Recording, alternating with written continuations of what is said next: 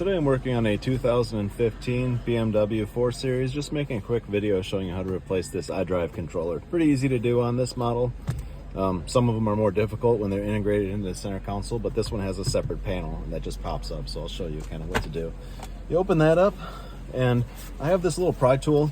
I'll try to find the equivalent and put it on on an Amazon link or something, if I can find something that's equivalent. This one is from Blue Point. I really like it. It's my favorite trim tool. It's very, very thin, very strong, and it's very wide, so it doesn't do any real damage to anything. But if you're paranoid about that anyways, take a little piece of cardboard, shove it in here, and then you can kind of get in here and lightly pry while using your other hand to pull up on this panel.